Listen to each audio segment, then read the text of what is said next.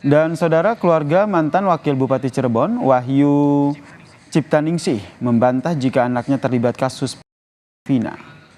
Wahyu Ciptaningsih membantah keterlibatan anaknya, yaitu Ramadhani Purwadisastra dalam kasus Vina dan juga Eki. Pasalnya di tahun 2016, Ramadhani saat itu masih berusia 11 tahun dan juga telah melaksanakan khitan di bulan April 2016. Sebelumnya saudara, Ramadhani disebut sebagai Dani, salah satu dari 3 DPO kasus Vina.